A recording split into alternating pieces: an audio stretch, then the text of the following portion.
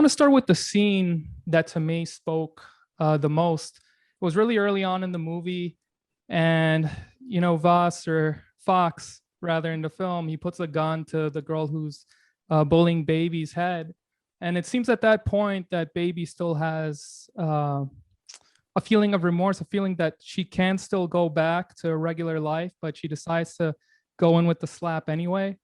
Yeah. And I'm curious, about the whole dynamics for that scene and what it felt like, especially, with the crying. Very intense. It was a very, very intense scene, and everyone acted it so great.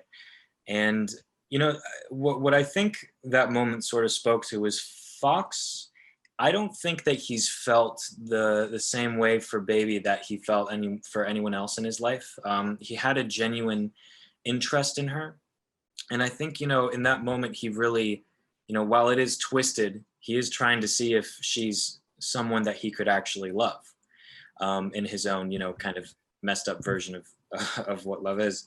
And I think, when she finally goes in for the slap, he starts to see like, oh, this woman, this girl has guts. She's tough in the same way that I'm tough. I feel like I could actually become vulnerable with her. And this is all internal stuff. I don't think that he would ever admit to any vulnerability, at least not in the beginning of the film. But I think that that's what was going through his head. He just wanted to like see what she was made of. And what do you think, Zita? Because you're the one that does the slap. So. I definitely felt like it was a test for Baby, and also a question for her. Like, do I want to grow up with this man, or do I want to go back to my old life? And I feel like, overall in the story, Fox serves as Baby's vehicle to kind of cut ties with her old self in order for her to grow up and learn about her own voice. So I think that was for sure the defining moment of, their relationship. I noticed at the beginning of the movie, there's this little section where it says based on a true story.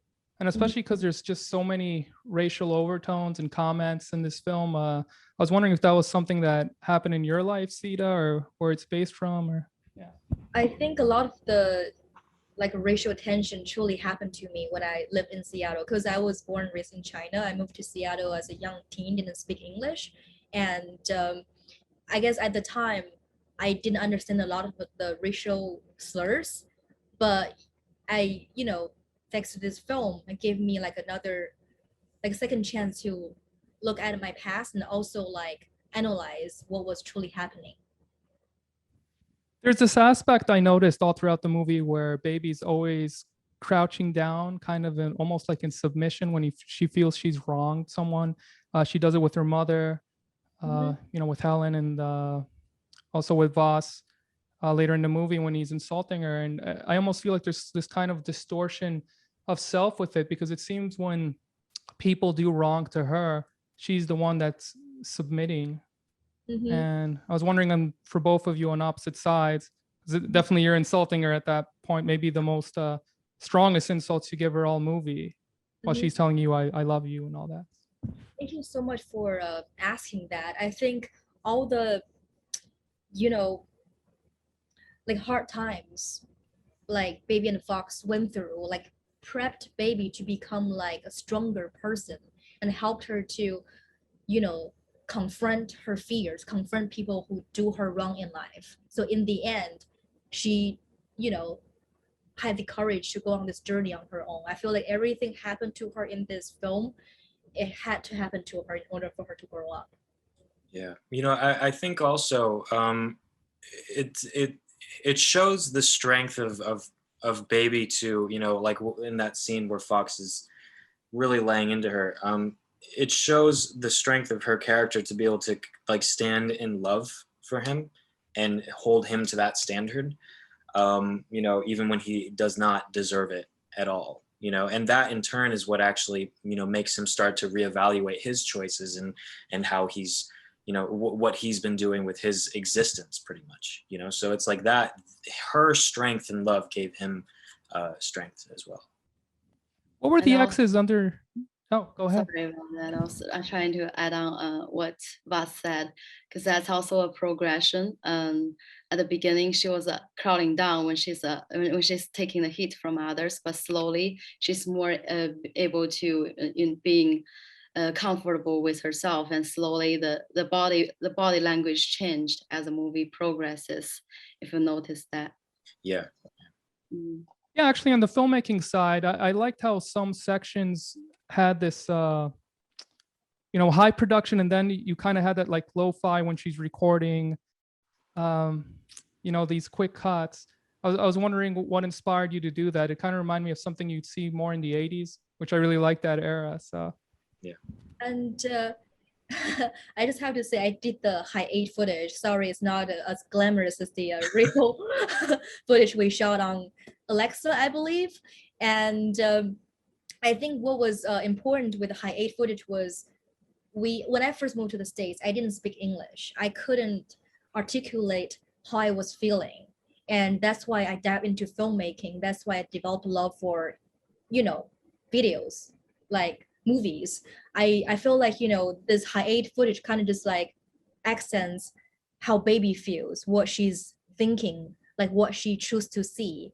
And then we have a contrast with what we are seeing. Yeah. I feel there's so many sections in this film where you see her desperately want the life of someone else, but she can never reach it. Especially at the beginning of the film when she's sitting in the bathroom listening in, and just generally all those recordings. Is that how you personally felt? I know you wrote the movie, so. I guess at the time, I was young. I was curious about how white girls would talk about in a bathroom, and so I would sometimes just like sit there and listen to people talking, and that part is real. Sorry if I was creepy back then. That's okay. It was great in the movie. It was good because going back to the highest footage, and like we intentionally make it look really, really natural. Like you can tell it's totally different from a person who learned how to shoot a film. It's like super natural and very raw, and that I guess that's why we just want to keep it real, and also it's focus on the teenager's perspective. And same as the bathroom scene, and like everything you said, the observation of other people's life.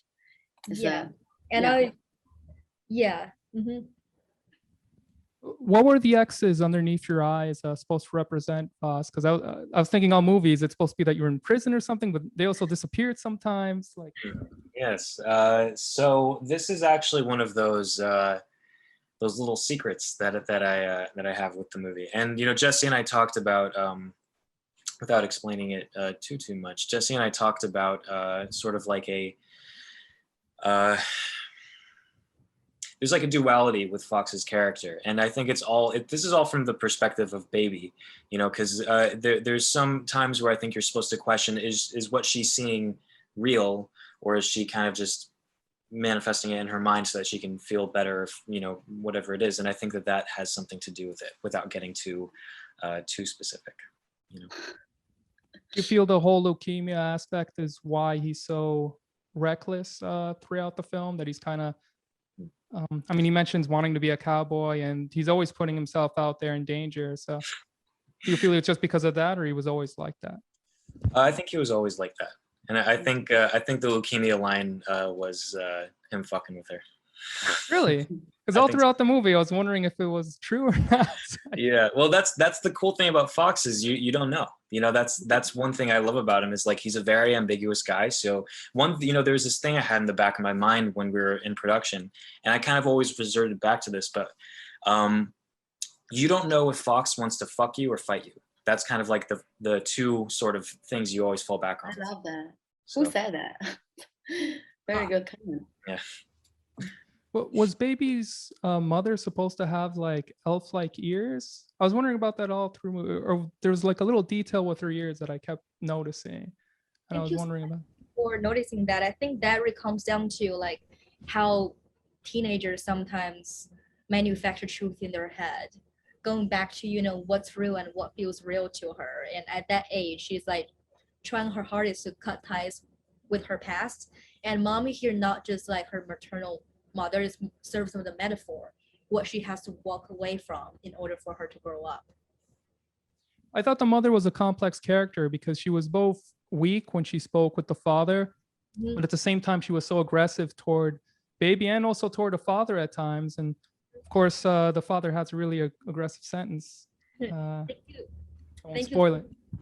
Yeah, I think, you know, that just like comes down to how certain immigrant families function, because you know the dad always works and the mom's always at home doing chores. Sometimes there's this lack of communication and lead to misunderstanding, like, does my husband love me, or he just cares about money? And as a young kid, baby tried to comprehend what's going on between her parents through her own lens. That whole scene where you're eating out of an empty plate, I found interesting because I thought, well, how long has baby been doing this for years? Just Mhm. playing around or playing along to her mother's whims. Mhm. What inspired that? Was that something in your personal life or something just for the movie? Or I guess, um,